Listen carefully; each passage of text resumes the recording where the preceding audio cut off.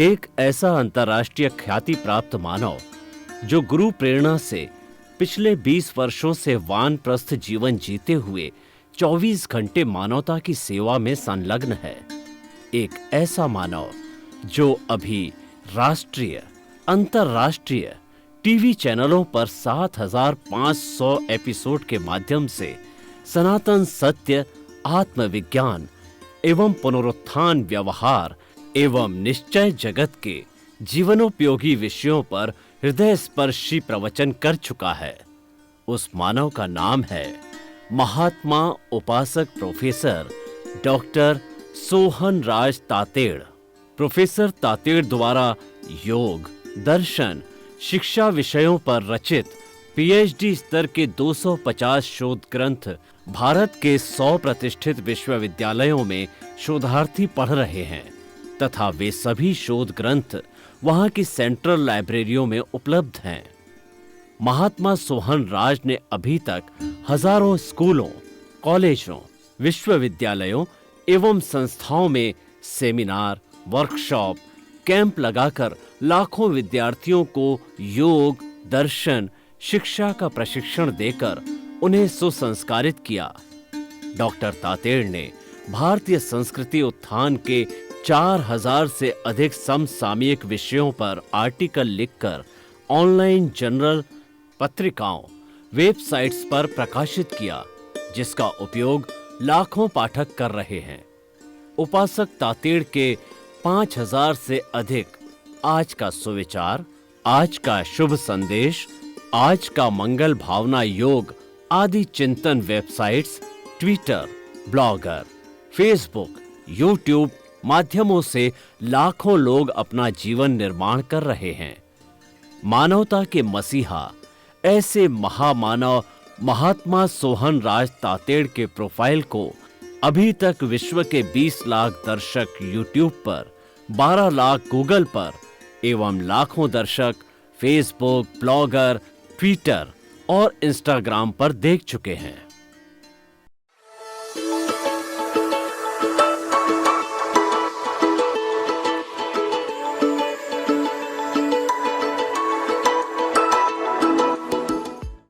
आइए, सुनिए, देखिए, समझिए सनातन सत्य। जैसी दृष्टि वैसी सृष्टि, दृष्टि विज्ञान, कुदरत, कुदरती रचना एवं कुदरत के कानून से शाश्वत सुख की प्राप्ति। जोधपुर के परम पूज्य महात्मा उपासक प्रोफेसर डॉक्टर सोहन राज तातेड़ के निर्देशन में सनातन सत्य, जैसी दृष्टि वैसी सृष्टि, दृष्टि विज्ञान।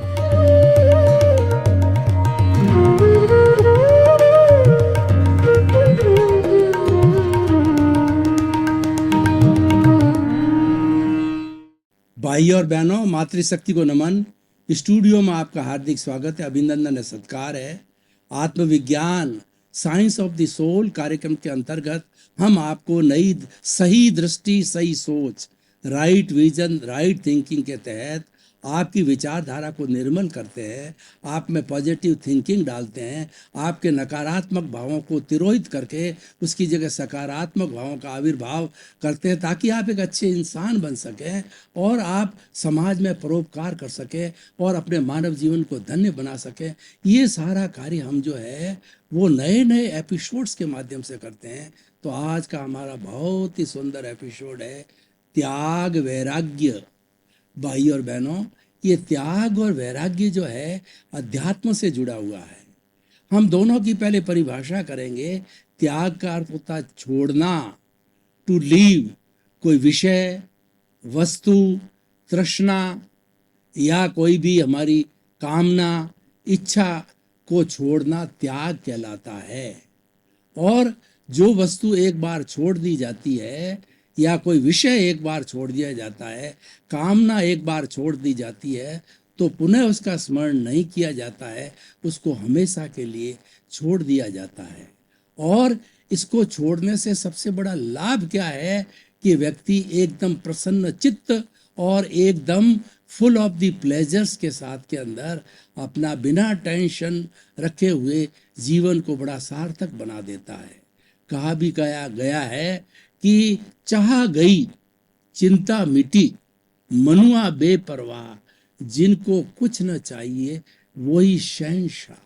जो फक्कड़ होते हैं वो शहंशाह होते हैं, क्योंकि उनकी चाह मिट जाती है, उनकी इच्छा मिट जाती है, उनकी कामना मिट जाती है, उनकी आसक्ति मिट जाती है। इस सब के मिटने को त्याग कहा जाता है। और हमारी भारतीय संस्कृति त्याग प्रधान संस्कृति है। त्याग को नमन किया जाता है।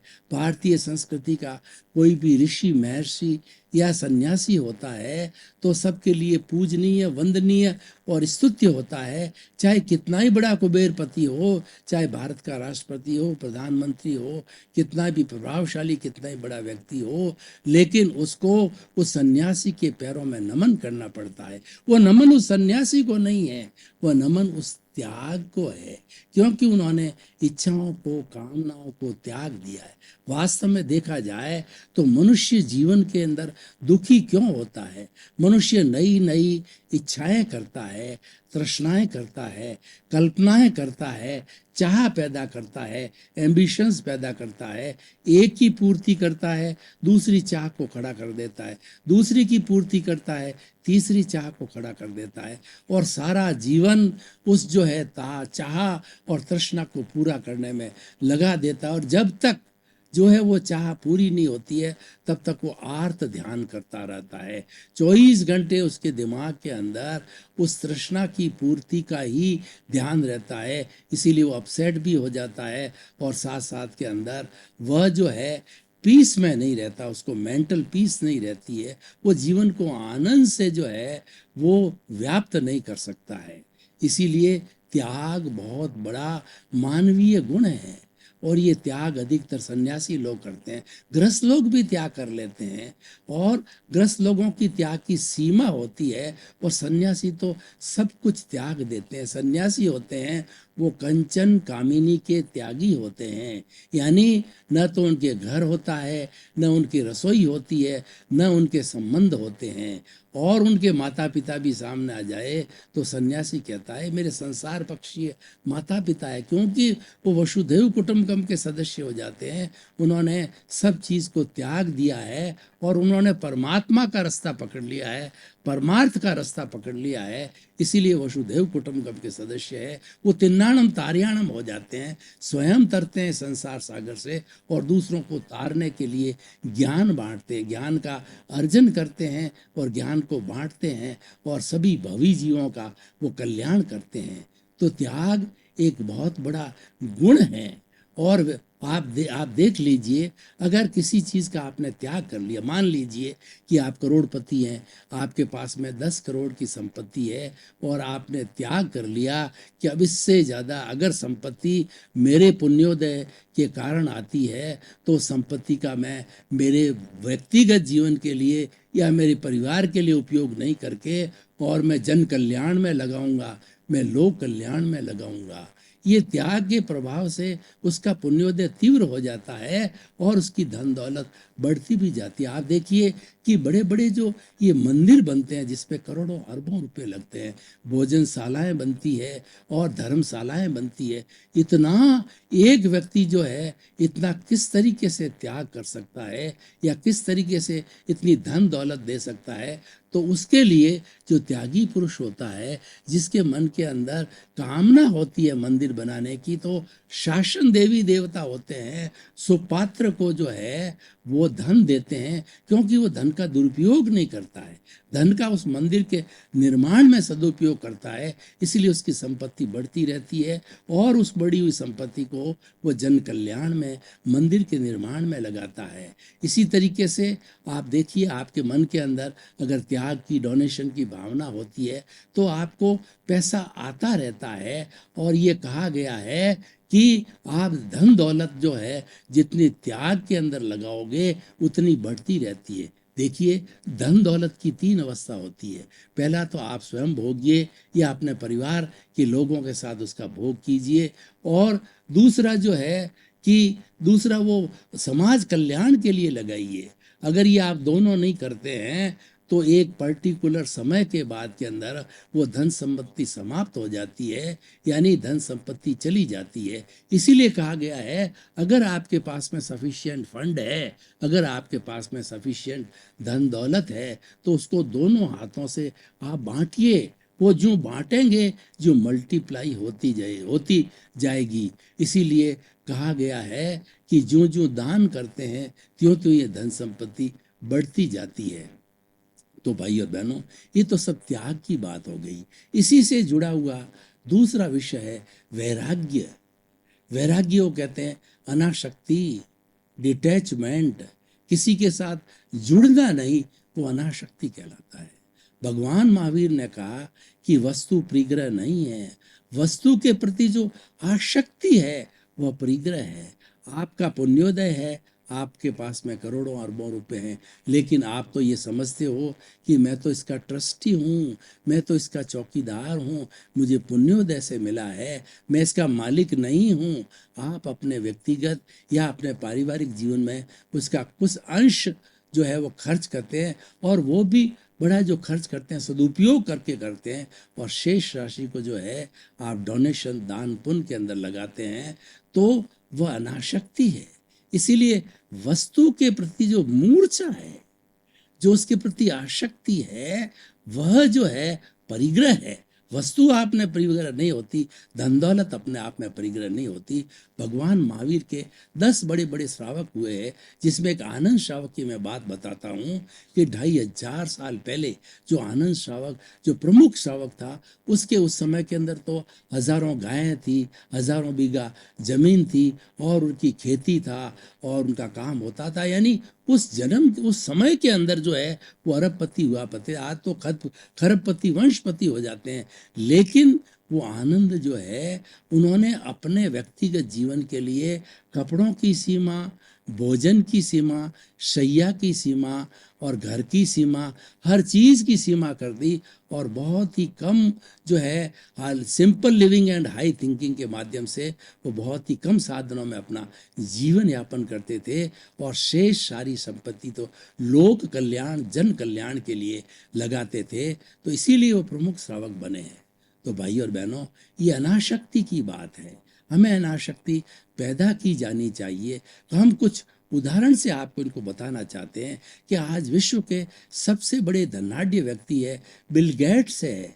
बिल गेट्स के पास में कितनी संपत्ति है स्वयं को पता नहीं है, लेकिन वो इतने अनासक्त है कि वो ये चिंतन करते हैं कि ये धन और दौलत मुझे पुण्योदय से मिली है, मैं इसका कस्टेडियन हूँ, मैं इसका चौकीदार हूँ, मैं इसका मालिक नहीं हूँ। इस कारण जितना अपने निजी के उपयोग के लिए, परिवार के लिए 1, 2, 3% उस संपत्ति का अर्नड जो संपत्ति का उपयोग करते हैं, और शेष 97, 96% जो सारी संपत्ति ट्रस्ट के माध्यम से वह हॉस्पिटल में, स्कूल्स के अंदर, कॉलेजेस के अंदर, रैन बेसरा के अंदर, और जो हमारे लूले, लंगड़े, अपाहिज, गूंगे, अच्छा बहरे, और जो है वृद्ध लोग हैं, विधवाएं हैं, अनाथ है, उनके कल्याण के लिए, उनको अनाथ से सनाथ बनाने के लिए उसका उपयोग करते हैं। दूसरा उदाहरण देखिए कि हमारे हिंदुस्तान में 10 बड़े बड़े सेठ हुए हैं, टाटा, बिड़ला, बांगड़, सिंघानिया। ये लोग भी इस प्रवृत्ति से चलते हैं, और वो बहुत अधिक दान पुण्य करते हैं। बिड़ला जी के बहुत से मंदिर बनाए हुए हैं, टाटा के बहुत से हॉस्पिटल है, स्कूल है, कॉलेजेज है, चैरिटेबल संस्थाएं चलती है, और उसके माध्यम से बहुत बहुत लोगों को सुख सुविधा मिलती है। तो ये लोग जो हैं, इनकी ये क्यों होता है? ये अनासक्ति के कारण होता है। और एक दूसरी तरफ देखिए, एक व्यक्ति मात्र उसके पास में 1 लाख रुपया है, लेकिन उसकी आसक्ति इतनी है कि वह सोचता रहता है कि लाख के 2 लाख हो जाए, 5 लाख हो जाए, मैं करोड़पति बन जाऊं, अरबपति बन जाऊं। तो वो संग्रह करता है। ये संग्रह की प्रवृत्ति है, ये आसक्ति कहलाती है, और उसको डिस्ट्रीब्यूट करने की प्रवृत्ति है, ये अनासक्ति कहलाती है। तो अनासक्ति है, ये वैराग्य है। जिस व्यक्ति को वैराग्य होता है वह विदेह हो जाता है। राजा जनक की हम बात करते हैं तो राजा जनक विदेह थे। वेदांत के अंदर विदेह को कहा जाता है वो जीवन मुक्त व्यक्ति कहलाता है, यानी वो शरीर में रहते हुए भी वह शरीर से अलग रहता है, वह वेद विज्ञान करता है, वह अक्रम विज्ञान करता है, वो मोक्ष विज्ञान करता है। वो कहता, वो चिंतन करता हर वक्त की ये जो कुछ भी मेरे शरीर से जुड़ी हुई चीजें हैं और ये मन वचन काया रूपी जो शरीर मिला है पूर्व जन्म के कर्मों के भुगतान के लिए मिला है, और ये तो करने वाला है, ये तो भोगने वाला है। मैं ये नहीं हूँ, मैं तो इसका पड़ोसी हूँ, मैं तो अलग हूँ, मैं तो ज्ञाता हूँ, मैं तो दृष्टा हूँ, मैं तो जानने वाला हूँ, मैं तो देखने वाला हूँ, मैं अमूर्त हूँ, मैं अनंत ज्ञान वाला हूँ, मैं अनंत दर्शन वाला हूँ, मैं अनंत शक्ति वाला हूँ और मैं अनंत सुख का धाम हूँ। आत्मा के असंख्य असंख्य अनंत गुण हैं, उन गुणों को बार बार जो है याद करते हैं, चितारते हैं और वो आत्मस्थ रहते हैं, वो आत्म भावना में रहते हैं। शरीर अपना काम कर रहा है क्योंकि ये तो हो रहा है। शरीर जो भी कार्य करता है ये पूर्व जन्म के कर्मों का भुगतान है। ये हम कॉजेज बीच में डाल के आए हैं तो हमें ये कर्म फल और कर्म बीज के रूप में हमको भुगतना पड़ेगा। आप जो है पूरा इतिहास उठा करके देखिए कि भगवान राम को 14 साल वनवास जाना पड़ा क्योंकि उनकी भोगावली थी। ये पूर्व जन्म के अंदर वैसा करके आए थे। सीता को 2 बार जो अग्नि परीक्षा देनी पड़ी और उसके बाद में रावण भी ऐसा कुकृत्य जो उसने सीता का हरण किया, ये पिछले जन्म के अंदर साथ में लेके आया था। तो उसने ऐसा कुकृत किया और फिर वो राम के हाथों मारा गया। इस राजा हरिश्चंद्र को देखिए कि वो तारा और राजा हरिश्चंद्र ने है वो दोनों ने चंडाल के घर पर नौकरी करी। तारा जो है कपड़े वगैरह धोया करती थी और पानी वगैरह भरा करते थे राजा हरिश्चंद्र। चंडाल ने उनकी ड्यूटी जो है शमशान के अंदर लगा दी कि बिना कफन लिए किसी को शमशान के अंदर शव को जलाने या गाड़ने नहीं देना। आप देखिए नियति का योग देखिए, उनके ये पिछले जन्म से लेके आए थे। तारा और राजा हरिश्चंद्र, तारा का जो छोटा पुत्र था वह गुजर गया और तारा उसका जो दफनाने के लिए जब शमशान में आई तो हरिश्चंद्र ने कहा कि पहले कफन लाओ। अब उसके पास में कोई कफन कपड़ा था नहीं, लेकिन उन्होंने कहा बिना कफन के मैं इसको शव को जलाने नहीं दे सकता, मेरे मालिक की जो है ये आज्ञा है। तो उसने साड़ी फाड़ करके वो तारा ने और उसको दी। तो ये तो परशुराम जी ने जो है उनका राजपाट ले लिया था उनको परीक्षा लेने के लिए कि राजा हरिश्चंद्र सत्यवादी है तो ये अपना राजपाट छोड़ता है कि नहीं छोड़ता है। मांग के लिया तो पुनः उनको मिल गया। तो मेरे कहने का अर्थ ये है कि कुछ चीजें हर व्यक्ति, हर प्राणी पिछले जन्म में कौज डाल करके इस जन्म में जो जन्म लेता है, जो पहले उन्होंने भाव कर्म अर्जन किए हैं वो इस जन्म में द्रव्य कर्म रूप में बन करके आते हैं और उसी के अनुसार पूरा जीवन की फिल्म चलती है मन वचन काया की, और उसको वो भोगता है। उसको ऐसे निमित्त मिलते हैं, उसको व्यवस्थित शक्ति है। साइंटिफिक सर्कमस्टेंशियल एविडेंस से जो है पिछले जन्म के उपादान के कारण पिछले जन्म के कर्मों के कारण जो है वो ऐसे निमित्त जुटाते हैं। निमित्त जुटा करके और वह अपने कर्मों का भोग करता है, कर्मों से छुटकारा करता है और निर्जरा करता है। तो हम बात कर रहे थे वैराग्य की, जिसको वैराग्य इस पूर्व जन्म से साथ में आता है। देखिए कि छोटे छोटे जैसे ऐसे बहुत से संत होते हैं जो छोटी उम्र में 9 साल की उम्र गिनी गई है हमारी भारतीय संस्कृति के अंदर कि माँ के गर्भ में जन्म लेने से जो है और के बाद में 9 वर्ष का पूरा होने पर उसको धार्मिक स्वतंत्रता है कि वो सन्यास ग्रहण कर सकता है। ऐसी हमारे संविधान के अंदर जो है वो धार्मिक स्वतंत्रता दी गई है। तो बचपन के अंदर ही छोटे छोटे साधु बन जाते हैं और वो अनाशक्ति को धारण करते हैं। उन छोटे बच्चों ने जीवन में क्या देखा, लेकिन पिछले जन्म से वो वैराग्य लेके आए थे, वो अनाशक्ति लेके आए थे, वो चारित्र मोहनीय कर्मों का क्षोभ सम लेके आए थे। इसलिए उनको 9 साल 10 साल में 15 साल में उनकी दीक्षा हो जाती है, वो साधु बन जाते हैं और जो ही वो दीक्षा लेते हैं वो जीवात्मा से अंतरात्मा बन जाते हैं और साधुपन को 10 साल 20 साल 40 साल 50 साल धीरे धीरे पालते बोलते हैं, तो कुछ जन्मों के अंदर वो अभ्यास करते करते वो अंतरात्मा परमात्मा बन जाती है और वह इस त्याग से, वैराग्य से संपूर्ण अपना कर्म शरीर को खपा देते हैं, कर्म शरीर का और अपनी जो कॉजल बॉडी का या कार्बन शरीर को पूर्ण रूप से समाप्त कर देते हैं। तो समाप्त करने के बाद के अंदर आत्मा बिल्कुल 24 कैरेट का सोना हो जाती है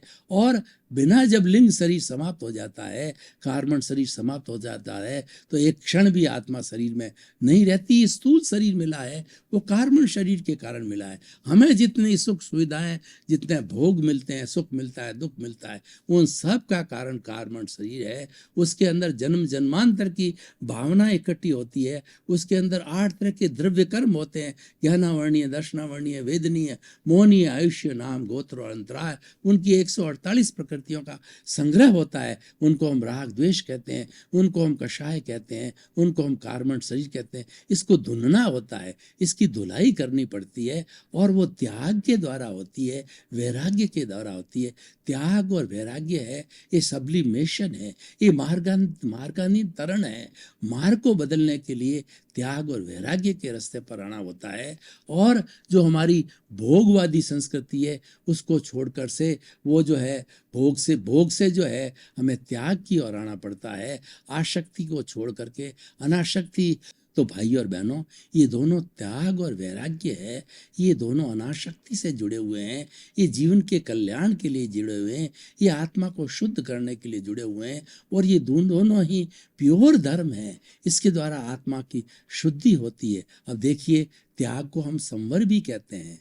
संवर जो है एक शुद्धिकरण की प्रक्रिया है। किसी वस्तु का आपने त्याग कर दिया और उसका उपभोग नहीं करते हैं, तो त्याग करते ही हमारा संवर हाजिर हो जाता है। हर संवर के साथ में निर्जरा होती है। निर्जरा का अर्थ होता है कि आत्मा से कर्मों का डिटैचमेंट चालू हो जाता है।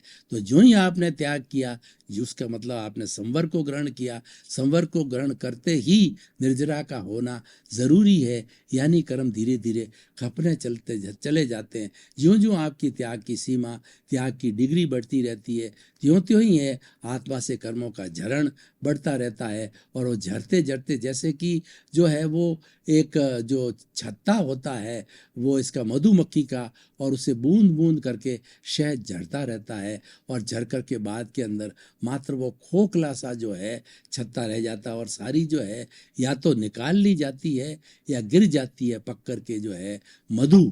तो इसी तरीके ठीक मधु की तरह ही हमारा कार्बन शरीर आत्मा के साथ जुड़ा हुआ है और ये संवर के द्वारा, ये त्याग के द्वारा जिस तरीके से बूंद बूंद अलग होती है, तो कर्म के पुद्गल चतुष्पर्शी कार्बन शरीर के से जो पुद्गल होते हैं 8 कर्मों के, वह धीरे धीरे अलग होते रहते हैं और अलग होकर के पूर्ण रूप से संपूर्ण निर्जरा हो जाती है।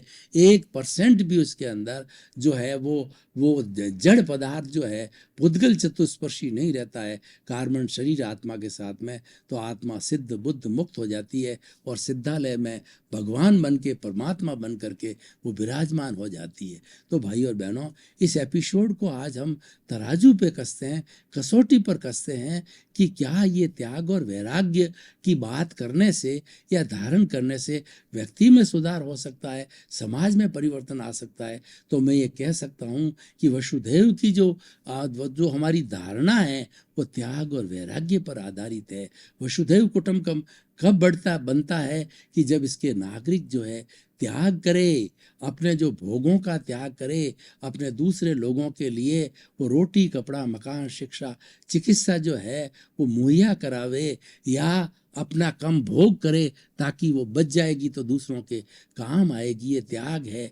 और अनाशक्ति ये होती है कि जितना स्वयं के लिए आवश्यक हो उतना ही उपयोग करे, शेष का उपयोग न करे। और पुण्योदय से व्यक्ति को अगर ज़्यादा मिलता है तो वह सारा धन है या सारी सामग्री है वो लोक कल्याण के लिए, अपने भाइयों के उपयोग के लिए लगानी चाहिए। क्योंकि क्योंकि इस जगत के अंदर सभी प्राणी एक से नहीं होते हैं।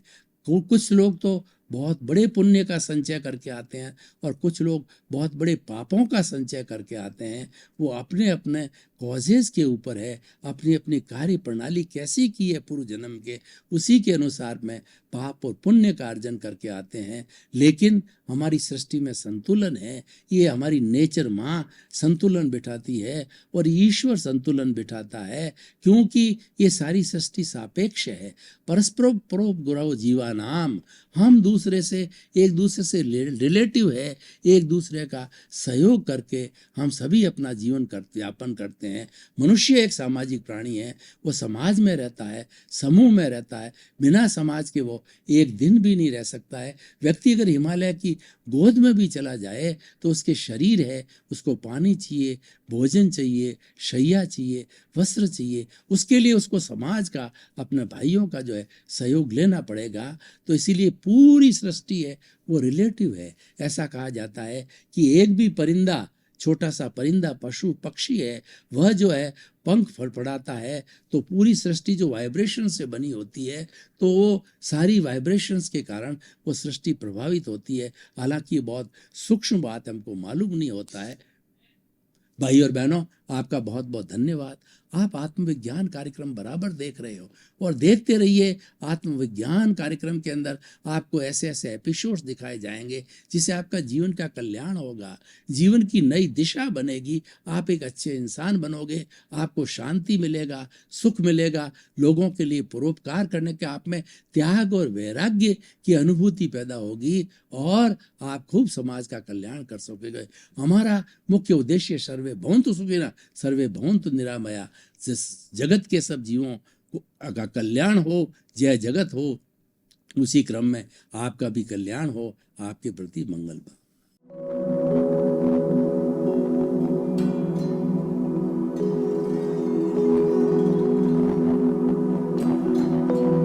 एक ऐसा अंतर्राष्ट्रीय ख्याति प्राप्त मानव जो गुरु प्रेरणा से पिछले 20 वर्षों से वानप्रस्थ जीवन जीते हुए 24 घंटे मानवता की सेवा में संलग्न है।